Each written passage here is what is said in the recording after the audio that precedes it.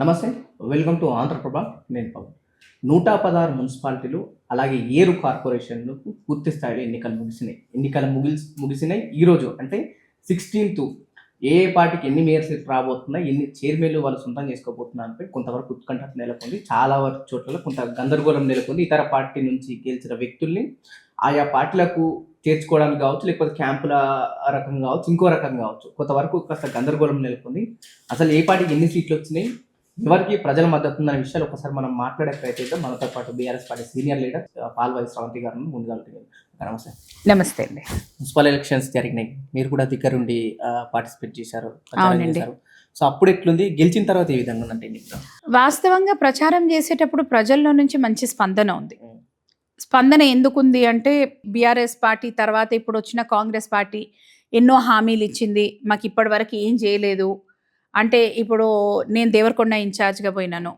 దేవరకొండలో ప్రజలతో మాట్లాడుతుంటే వాళ్ళు ఆల్రెడీ అక్కడ మాకు కరెంటు సమస్య కానివ్వండి, నీళ్ళ సమస్య కానివ్వండి, అదేవిధంగా ఇచ్చిన హామీలు ఏవి కూడా ఫుల్ఫిల్ చేయలేదన్న మాట మీద ప్రజల్లో ఆగ్రహం ఉంది. ఈ లాస్ట్ 2 yearsలో వచ్చిన 24 నెలలు దాటిపోయింది, ఇప్పుడు దాదాపు 28 నెలలకు వస్తుంది.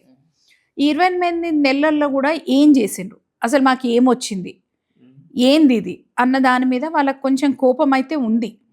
అయితే ఒక్కసారి మీరు చూస్తే ఇప్పుడు ఎన్నికల్లో ఓటింగ్ దగ్గరకు వచ్చే కల్లా ఓటింగ్ని ప్రభావితం చేసేది చాలా ఫ్యాక్టర్స్ ఉంటాయి.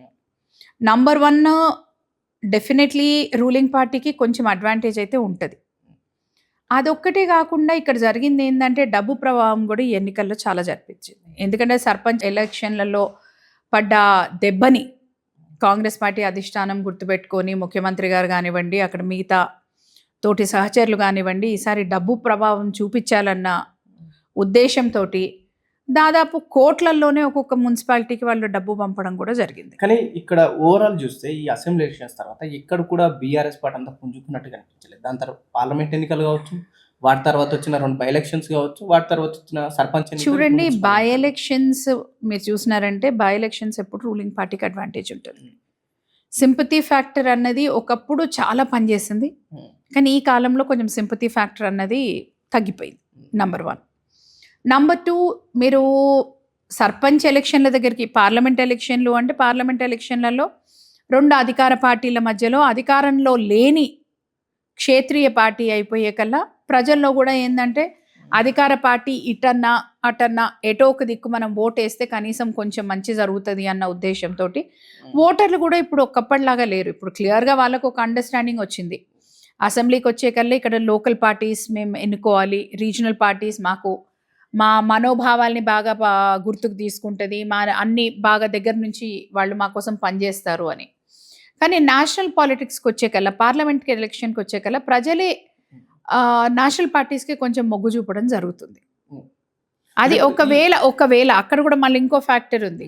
ఒకవేళ రీజనల్ పార్టీ ఇక్కడ అధికారంలో ఉంటే వాళ్ళు ఆటోమేటికల్లీ ఇంకొంచెం వాళ్ళకు స్ట్రెంగ్త్ చేకూరుతుంది. తర్వాత వచ్చిన స్థానిక సంస్థలు సర్పంచ్ ఎన్నికలు కావచ్చు, వాటి తర్వాత వచ్చిన మున్సిపల్ కార్పొరేషన్ ఎన్నికలు కూడా అంత పెద్ద ఎత్తున బీఆర్ఎస్ పార్టీ ముందు. మీరు ఒక్కసారి కాంగ్రెస్ 2020లో జరిగిన ఎన్నికల్ని తిరిగేసుకోండి. 2020లో జరిగిన ఎన్నికల్లో బీఆర్ఎస్ పార్టీ అధికారంలో ఉంది. అప్పుడు కాంగ్రెస్ పార్టీ దాదాపు 15 నుంచి 18% కంటే ఎక్కువ వాళ్ళకు ఓట్లు రాలేదు. ఓట్ షేర్ ఎక్కడ కూడా లేదు. అండ్ వాళ్ళు వాస్తవంగా చెప్పాలంటే మున్సిపాలిటీస్ మొత్తం కూడా మీరు తీసుకుంటే ఒక 2 మున్సిపాలిటీస్లో తప్పించి మిగతా మున్సిపాలిటీస్ అన్నీ కార్పొరేషన్స్, అప్పుడున్న కార్పొరేషన్స్ ఏవైతే ఉన్నాయో అన్నీ కూడా మీకు టువర్డ్స్ బీఆర్ఎస్ఏ పోవడం జరిగింది. కానీ అదే మీరు ఈరోజు చూస్తే, మీరు సర్పంచ్ ఎన్నికల్లో చూస్తే దాదాపు 40% వరకు వచ్చినారు, 39% చిల్లర వచ్చినారు బీఆర్ఎస్ పార్టీ తరఫున కానీ, పార్టీ బలపరిచిన అభ్యర్థులు కానివ్వండి. అదేవిధంగా ఇప్పుడు మీరు మున్సిపాలిటీస్ చూసుకున్నా కానీ, మున్సిపాలిటీస్లో ఈరోజు కాంగ్రెస్ పార్టీ లీడింగ్లో ఉంటే తర్వాత నెక్స్ట్ ప్రధాన ప్రతిపక్షమైన బీఆర్ఎస్ పార్టీ ఈరోజు దాదాపు 28% దాకా వాళ్లకు ఓటు శాతం వచ్చింది. అదే బీజేపీని చూసుకుంటే వాళ్ళు 13% దాకా వాళ్ళు వచ్చినారు. మున్సిపల్ కార్పొరేషన్స్, ఎక్కడైతే కార్పొరేషన్స్ అన్నవి మీకు టౌన్స్లో ఉంటాయి కాబట్టి, మేజర్ ఉంటాయి కాబట్టి అక్కడ బీజేపీ ప్రభావం చూపిస్తూ ఉంది. అంటే మీరు- బీజేపీ గురించి కూడా మాట్లాడుకుంటే 2 డిస్ట్రిక్ట్ల ఎక్కడ కూడా పెద్ద ఎత్తున బీజేపీ కనిపించలేదు మరి. బీజేపీ ఎక్కడ కూడా సింగిల్ డిజిట్స్ జీరోలు కూడా చాలా దగ్గరలో ఉన్నాయి. ఇప్పుడు రెండే ఏంటంటే కరీంనగర్ కరీంనగర్ తప్ప ఆ. మిగతా ఎక్కడ కూడా లేవు. కరీంనగర్లో 30, నిజామాబాద్లో 28. అదే వాళ్ళు చెప్పుకోగలిగిన స్ట్రెంగ్త్. అదే బీఆర్ఎస్ పార్టీ మాత్రం కార్పొరేషన్లో అంత డబ్బు ప్రభావం మధ్యలో అంత హోరాహోరిన పోరాటం జరిగిన దగ్గర కూడా దాదాపు 25-26% వరకు వాళ్ళు వచ్చినారు. సో ఇప్పుడున్న రణరంగంలో డబ్బు పోరాటంలో అదేం చిన్న అయితే మేము చిన్న సమస్య అయితే అనుకుంటలేము. చాలా వరకు 116 మున్సిపాలిటీలలో చైర్మన్ గా ఉండే పరిస్థితి కూడా ప్రస్తుతం బీఆర్ఎస్ కనిపిస్తలేదని కొంతవరకు నడుస్తున్న ప్రచారం. దాన్ని ఎట్లా చూస్తారు? ఇప్పుడు గెలిచిన దగ్గర ప్రతి దగ్గర మీరు చూసుకుంటే మున్సిపాలిటీస్లో ఎక్కడైతే మాకు క్లియర్, ఇప్పుడు మా దగ్గర తిరుమలగిరి వచ్చింది, తిరుమలగిరి వన్ సైడ్, తిరుమలగిరి, తొర్రూరు, ఇవన్నీ తొర్రూరు, ఇవన్నీ మాకు ఆటోమేటిక్లీ బయట, అంటే నేను ఇప్పుడు గుర్తుకు సడన్ గా నేను చెప్పేది 2, కానీ అట్లానే మీకు చాలా మున్సిపాలిటీస్లో వచ్చినాయి. ఇప్పుడు మీరు లెక్క చూసుకుంటే కూడా కాంగ్రెస్కి ఎన్ని మున్సిపాలిటీస్ వచ్చినాయి, 117 నుంచి 90 కూడా లేదు. ఆహా. సో అట్లా చూసుకున్నా కానీ బీఆర్ఎస్కి 30 పైన ఉన్నాయి కదా. అదే. సో మరి లేదు అని మీరు ఎట్లా అంటారు? సో 1/3 బీఆర్ఎస్ ఖచ్చితంగా క్యాప్చర్ చేసుకుంది. వాళ్ళు స్థిరంగా బీఆర్ఎస్ ఉంది, క్యాడర్ ఉంది, లీడర్షిప్ ఉంది. ఇప్పుడు కొత్తగూడెం లాంటి ఏరియాలలో మీ పార్టీ వర్కింగ్ ప్రెసిడెంట్ గా ఓపెన్ గా చెప్పేసి ఎర్రజెండా పార్టీలో అక్కడ కొంతవరకు మేము వాళ్ళకి సపోర్ట్ ఇస్తాము, మా పార్టీ అభ్యర్థుల నుంచి కూడా తను చెప్పడం జరిగింది. సో ఆ అంశాన్ని ఎట్లా తీసుకుంటారు మీరు? చూడండి, సిపిఎం పార్టీ మొదటి నుంచి కూడా అసెంబ్లీ ఎన్నికల్లో కూడా కాంగ్రెస్ పార్టీ తరఫున మొగ్గు చూపలేదు. వాళ్ళు ఇండిపెండెంట్ గానన్నా కంటెస్ట్ చేసినారు.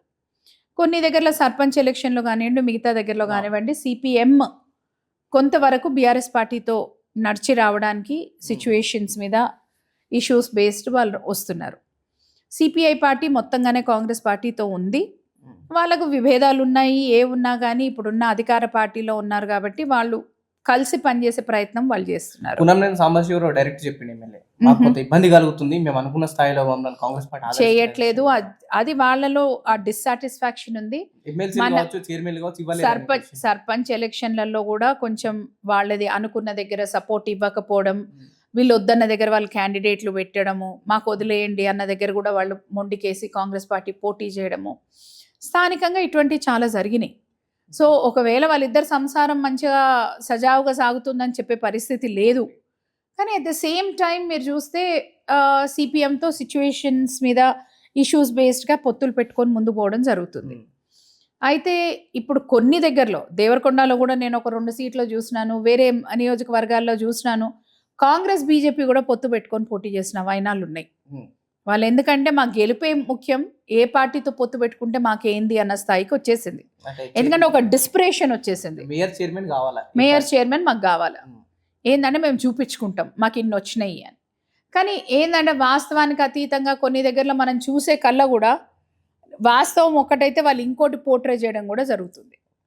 సో అంటే పొద్దు నుంచి ఈరోజు చూస్తున్నప్పుడు క్యాంపులకు తరలించిన వాళ్ళని తీసుకురావడం కావచ్చు, లేకపోతే సాధారణంగా కొంతవరకు కాపాడుకునే ప్రయత్నం చేస్తారు. వస్తున్న క్రమంలో అధికార పార్టీకి సంబంధించిన వాళ్ళు కావచ్చు, బీజేపీ పార్టీకి సంబంధించిన కొంతవరకు క్యాప్చర్ నడుస్తుంది. నల్గొండ లాంటి ఏరియాలలో చామల కిరణ్ కుమార్ రెడ్డి కావచ్చు, లేకపోతే నిజామాబాద్లో మహేష్ కుమార్ గౌడ్ చేసిన వ్యాఖ్యలు కావచ్చు. సో ఈ అంశాన్ని ఎట్లా చూస్తారు?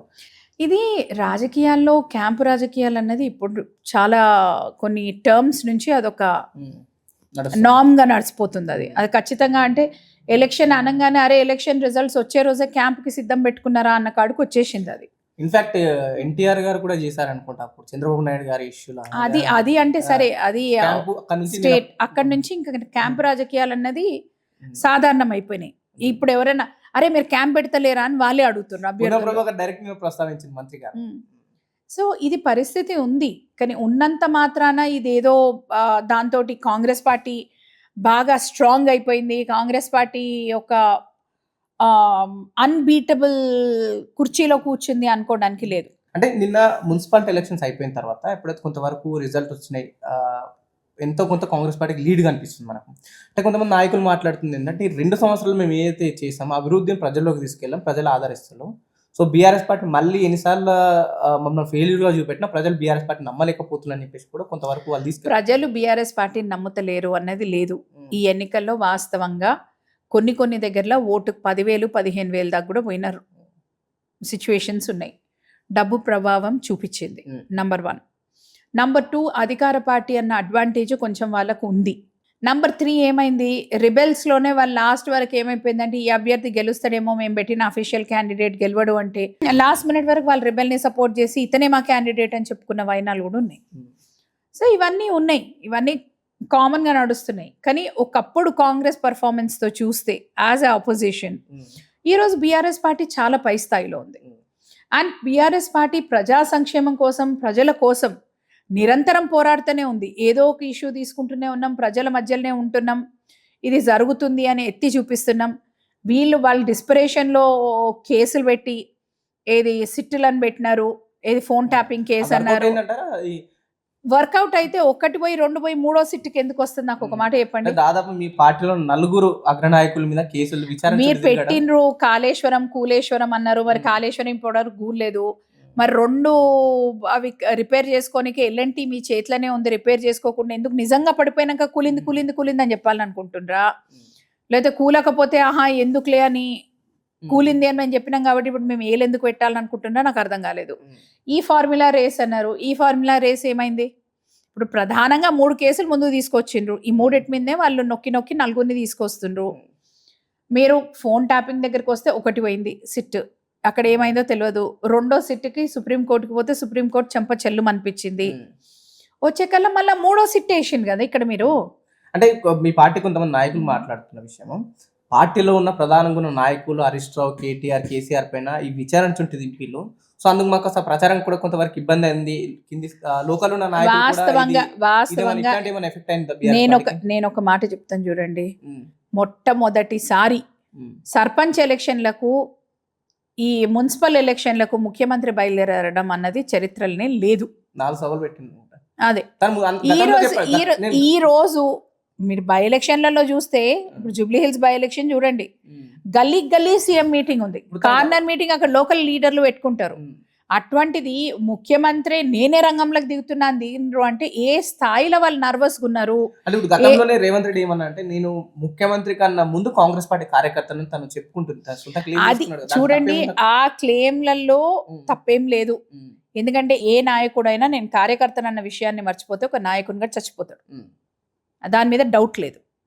కానీ నేను కార్యకర్తనని చెప్పుకోవడం వేరు, గల్లీకి తిరిగి మీటింగ్ పెట్టడం వేరు. మీకు ఈ రోజుకి అధికార పార్టీ కాకున్నా ప్రతిపక్షంలో ఉన్నా ఈ రోజు వరకు కూడా కేసీఆర్ గారు బయటికి రాలేదు, వచ్చి ప్రచారం చేయలేదు. ప్రెస్ కాన్ఫరెన్స్ పెట్టే దగ్గర పెట్టిండ్రు, ఉన్న అక్కడ కేటీఆర్ గారు, హరీష్ రావు గారు వీళ్ళందరూ కలిసి ఏం చేయగలుగుతారో వాళ్ళు చేసిండ్రు. అది పార్లమెంట్ ఎలక్షన్స్ కి అంతే, లాస్ట్ అంతే. పార్లమెంట్ ఎలక్షన్స్ తర్వాత కేసీఆర్ గారు ఏ ఎన్నికల్లో డైరెక్ట్గా పాల్గొలేదు, ఎందుకంటే అది కరెక్ట్ కాదు. మీకు ఒక ముఖ్యమంత్రి వచ్చి మీకు సభలు పెట్టి గెలిపించండి, నేను ఇది చేసినా అది చేసినా అండ్ సభల్లోకి వచ్చి కొత్తగా హామీలు ఇవ్వడము ఎన్నికల కోడ్కి విరుద్ధం అది అని ఇటువంటి పరిస్థితులు కూడా మీరు చేస్తున్నారు కదా. మిర్యాలగూడ మొట్టమొదటి సభ పెట్టినప్పుడు మేము అధికారంలోకి వస్తా అంటే మాకు మేయర్ సీట్లు కానీ చైర్మన్ పదవి వస్తే ఖచ్చితంగా 9 కోట్లు రైతు బంధు వేస్తామని చెప్పేసి కూడా రేవంత్ రెడ్డి మాట ఇవ్వడం జరిగింది. సో ఆ విషయం ఈ మాటలు ఇదంతా ఎట్లున్నది నేను చెప్తున్నా కదా, అధికార పార్టీ అన్న దానికి ఉన్న అడ్వాంటేజే దాన్ని కంప్లీట్గా వాడుకుంటుండ్రు. మేము ఇది ముందే ప్రలోభాలు పెట్టిండ్రు. 2.5 ఏళ్లలో వాళ్ళకు సర్పంచ్ ఎలక్షన్లు ఉన్నప్పుడు 1 విడత రైతు బంధు ఇచ్చిండ్రు, 15,000 ఇస్తా అన్నారు. 15,000 ఎక్కడ పోయినాయి? 10,000కే గతి లేని పరిస్థితి ఈరోజు. మహిళలకు 2,500 అన్నారు. ఖచ్చితంగా అంటున్నారు. రైతు బంధు వచ్చిందా అనగానే మహిళలు ఏం మా అక్క చెల్లెలు ఈడున్నారు, వచ్చినాయా మీకు 2,500 అంటే ఏడిచ్చిండు, ఎందుకు ఇస్తాడు, ఇయ్యడు అని. ముసలి వాళ్ళు అయితే దగ్గరికి పోయి అడిగితే పెద్ద మనుషులకి ఏమయ్యా మీ పెన్షన్ 4,000 అయిందా అంటే తిట్టి పోస్తుంది. వాస్తవం అది. కాంగ్రెస్ నాయకులు ఎవరు కూడా మేము ఇది చేసినామని చెప్పుకునే పరిస్థితి లేదు. పైనుంచి ప్రలోభాల ప్రచారం చేసిండ్రు తప్పించి ప్రజా సమస్యలపై మేము పోరాడినాం, మేము ఇది చేసినాం, ఒక తట్టెడు మట్టి మేము పోయలేదు రోడ్ల మీద అని చెప్పుకోలేరు కదా. ఈ 2.5 ఏళ్లలో తట్టెడు మట్టి కూడా రోడ్ల మీద పోయలేదు. నేను ఎలక్షన్ అయిపోయిన తర్వాత అంత రిజల్ట్ వచ్చినాయి, ఫిక్స్ అయిపోయి ఆల్మోస్ట్ అయిన తర్వాత నిన్న రేవంత్ రెడ్డి మాట్లాడుతూ ప్రభుత్వం దగ్గర ఎటువంటి భూములు లేవు, దళితులు గిరిజనులు ఎవరైతే రావాల్సిన ప్రభుత్వం ఆశిస్తులు ఆశించకుండా ఏం ఆశలో గతంలో సంక్షేమం కాంగ్రెస్ పార్టీ చేసి ప్రస్తుతం చేసే పరిస్థితులు లేవని చెప్పేసి కూడా రేవంత్ రెడ్డి మాట్లాడారు. సో ఇక్కడ ఇంకోటి ఏంటంటే గతంలో కేసీఆర్ దళితులకు 3 ఎకరాలు భూమి ఇస్తున్నప్పుడు వాళ్ళకు ఒక ఆయుధంగా మారిన అంశము. సో ఇప్పుడు ఇది లింక్ అవుతుంది ఎక్కడన్నా? తప్పు బట్టి చూపించండు బీఆర్ఎస్ పార్టీని. మీరు ప్రతిపక్షంలో ఉన్నప్పుడు మీరు ఇది చేయలేదు అది చేయలేదని. మరి మీరు అంత తాత హామీలు ఇచ్చింది కదా. మరి సరే బీఆర్ఎస్ పార్టీ హామీ ఇవ్వలేదు అంటే దళిత బంధువు దగ్గరనో దళితులకు భూమి ఇవ్వలేదు. ఇవ్వలేదన్నదో లేకపోతే ఎక్కడనో కొన్ని ఇష్యూస్ ఉన్నాయి. కొన్నిట్లలో బీఆర్ఎస్ నిజంగానే చేయలేకపోయింది, ప్రయత్నం చేసినా చేయలేకపోయింది, ఆ స్థాయికి రీచ్ కాలేకపోయింది. బీసీ బంధు, దళిత బంధు ఇవన్నీ. కానీ మీరు అన్ని తెలిసి కూడా మేము చేస్తామని చెప్పి మేమే మొగోళ్ళమని తొడగొడుతురి, మీసం తిప్పుతిరి, రంగంలోకి దిగుతిరి, జనాలు నమ్మిరి, ఓటేసిరి. మరి ఈరోజు ఏమైంది మాకు తెలియదా? మాకు వాస్తవాలు ఏదో ఒకసారి చూస్తుంటే ఆర్థిక శాఖ మంత్రి గారు చెప్తున్నారు, మేము చాలా వీళ్ళు ఇన్ని పథకాలు ఇస్తుంటే మస్తు పైసలు ఉన్నాయి అనుకొని మేము అన్ని హామీలు ఇచ్చేసినాం చేస్తామని చెప్పి అని. అంటే మీకు క్యాగ్ రిపోర్ట్లు లేవా? సో బడ్జెట్ మీకు బడ్జెట్ ప్రవేశపెట్టినా కానీ మీకు క్యాగ్ రిపోర్ట్లు అన్నది తెలియదా? మీరేమి ఈ రోజు రాజకీయాలకు రాలేదు కదా, మీకు తెలుసు. మీరు ఏంటంటే వాస్తవంగా మీరు అనుకోలేదు అధికారంలోకి వస్తామని, మీరు హామీలు ఇచ్చేసిండ్రు. చూసినప్పుడు చూసుకుందాం, కర్ణాటకలు ఇచ్చినాం అయినాయి, వర్కౌట్ అయితే లేకపోతే లేదు అని. అదృష్టానికో దురదృష్టానికో మీకు అవకాశం వచ్చింది. వచ్చినప్పుడు చేయగలిగింది ఏంది? దీంట్లో నుంచి అన్నీ చేయలేమంటే సరే అన్నీ చేయలేరు, ఎన్ని చేయగలుగుతారు? ఏం చేసిండ్రు? ఇప్పటి వరకు ఒక ఫ్రీ బస్సు ఇచ్చిండ్రు, అంతకుమించి మీకు ఇంకా దేంట్లో ఏముంది? రుణమాఫీ చేసిన దగ్గర పూర్తి రుణమాఫీ కాలేదు. రైతు బంధు ఈ రోజుకి సగం మందికి ఇంకా మీకే క్లారిటీ లేదు ఎవరికి పూర్తిగా ఇస్తుండ్రో ఎవరికి ఇస్తలేరో.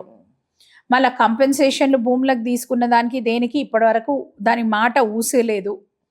మీరు ఎక్కడ మహిళలకు ఇచ్చింది చేయకపోతే, పిల్లలకు ఫీజు రీయింబర్స్మెంట్లు టైంలో రాకపోయే, ఆఖరికి మహిళా విద్యార్థినులందరికీ స్కూటీలు అంటిరి. ఎక్కడ పోయినాయి ఈ పథకాలన్నీ? అంటే ఒకవైపు తెలంగాణలో కాంగ్రెస్ పరిస్థితి మీరు చెప్పినట్టుండే, ఒకవైపు బీజేపీ పరిస్థితి ఎలా ఉందంటారు? యాక్టివ్గా ఉందా బీజేపీ తెలంగాణలో? నాయకులు ఇంకా పనిచేస్తున్నట్టు కనిపిస్తుంది. బీజేపీ మంత్రులు 8 ఇంకా 6 బీజేపీ పార్టీ ఈ రోజు దేశవ్యాప్తంగా కూడా కేవలం ఎన్నికల పార్టీ అయింది. ఎన్నికలు ఉన్నప్పుడు నిద్ర లేచేస్తారు, మిగతా టైం వీళ్ళు అంటారు చూడండి స్లీపర్ సెల్స్ అని, స్లీపర్ సెల్స్ లా తయారైంది. మంత్రులతో ఇక్కడ లాభం కనిపిస్తుందా? ఇద్దరు మంత్రులు ఉన్నారు, మరి వాళ్ళు ఏం తీసుకొచ్చినారు? ఇప్పుడు మన బడ్జెట్ వచ్చింది, బడ్జెట్లో ఇద్దరు మంత్రులు కలిసి తెలంగాణకి ఏం తెచ్చారు? ఒకసారి దాని సమాధానం వాళ్ళు చెప్తే బాగుంటుంది. మా వల్ల తెలంగాణకి ఇది లాభం అయింది అని చెప్పే పరిస్థితిలో ఇద్దరు మంత్రులు ఉన్నారా? మొత్తం 8 మంది ఎంపీలు పోయినరు, ఇంకా 6 ఎంపీలు అట్లనే ఉన్నారు. ఏంది మీరు సాధించింది? తెలంగాణకు మీరు కుట్లాడి తీసుకొచ్చింది ఏంది? నెక్స్ట్ గవర్నమెంట్ తెలంగాణలో మాది అని చెప్పి మీరు ఢంకా కొట్టి చెప్తున్నారు. వెరీ గుడ్, చెప్పండి. రాజకీయాల్లో కావాల్సిందే మార్పు కావాలి. ఒకసారి ఒక పార్టీ కాకపోతే ఒకసారి ఒక పార్టీ రావాలి. కానీ మీరు ఏం చేసిందని ప్రజలు మీకు ఓటేయాలి అన్న విషయాన్ని కూడా మీరు ఒక్కసారి ప్రజలకు చెప్తే బాగుంటుంది. రైట్. ఫైనల్గా రేపు మీ పార్టీ అధినేత మాజీ ముఖ్యమంత్రి కేసీఆర్ పుట్టినరోజు కూడా ఏం చెప్పదలుచుకున్నాం మా ఛానల్ నుంచి? సో ప్రజలు ఎన్నికలు అయిపోయినాయి, తను కూడా కాస్త రిలాక్స్ ఉన్నట్టు. ప్రజానాయకుడు, ప్రజల సంక్షేమం కోసం పాటుపడే నాయకుడు కేసీఆర్ గారు. పోరాట పటిమే కాకుండా ప్రజా సంక్షేమం కోసం, ఎందుకంటే ఆదిగా ముఖ్యమంత్రి అయిన దానికి ఆయన నేను ఇది చేసినాను అని చెప్పుకునే పరిస్థితి ఈరోజు తెలంగాణ రాష్ట్రంలో ఉంది. ఏ గడపకు కూడా కేసీఆర్ గారి పథకం అందలేదు అన్న పరిస్థితి లేదు. అటువంటి తెలంగాణని, బంగారు తెలంగాణని తీసుకొచ్చి పెట్టిన కేసీఆర్ గారికి ఇంకా నిండు 100 ఏళ్ళు ఆయుష్తో, ఆయురారోగ్యాలతో తెలంగాణ ప్రజల సేవలో వారు ఉండాలని చెప్పి మనస్ఫూర్తిగా కోరుకుంటున్నాను. థ్యాంక్ యూ అక్క. ఇది ఎక్కడే మున్సిపల్ ఎన్నికలు అవుతాయి, అలాగే నగరపాలిక ఎన్నికల్లో కొంతవరకు అధికార పార్టీకి పాజిటివ్నెస్ కనిపిస్తుంటుంది. కానీ అంతేగాని బీఆర్ఎస్ పార్టీ మరోసారి రుజువు చేసుకుంది. ప్రధాన ప్రతిపక్షం ఎవరు అంటే ప్రజలు మరోసారి బీఆర్ఎస్ ఎంచుకునే ప్రయత్నం చేసిళ్ళు. ఇక్కడ ఇంకో పార్టీలు ఏంటి, కాంగ్రెస్కి మొత్తం ఎక్కడ కూడా మద్దతు ఏమి ఇవ్వలేరు, మాకు కూడా ఓట్ షేర్ ఉంది, మేము కూడా అదే విధంగా పర్సంటేజ్ సంపాదించినామని చెప్పేసి కూడా అటు బీఆర్ఎస్ పార్టీకి సంబంధించిన సీనియర్ నాయకులు పార్వతి శ్రావంతి గారు చెప్పడం జరుగుతుంది. కెమెరామెన్ రఘుతో పవన్, ఆంధ్రప్రభ, హైదరాబాద్.